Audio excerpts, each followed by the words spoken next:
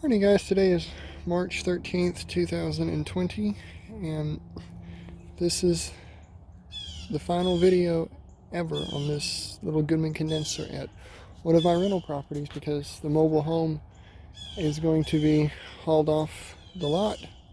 Condenser goes with it. So I figured while it's still here and I have free time and it's a nice evening, I'd do a final farewell video on this thing. This unit was here when I bought the trailer park I'm at. It's a Goodman 2.5 ton from 2011 Copeland scroll paired to a really old Intertherm electric furnace from like 1987, original to the mobile home. And it has a new A coil that was put in when I bought the place shortly after in like 2014, 2015, somewhere around there. But I call this the diamond shaped Goodman. It's a hack job. It's a Copeland scroll. It's just straight cool.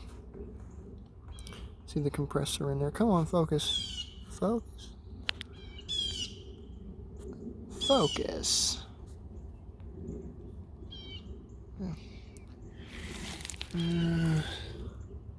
Yep, straight cool.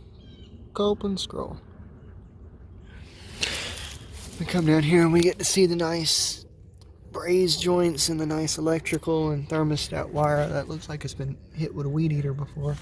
Got a braze here, coupler here, braze here. It's shoddy line work.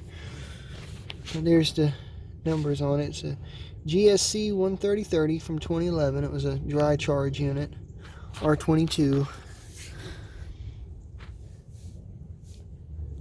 It's surprisingly clean. You can see there it says Copeland scroll. Energy guide sticker's still on here, but man, if it ain't faded. But a reason that this particular mobile home is going out of here is because I'm making room for a brand new almost 1900 square foot double wide for a family member of mine.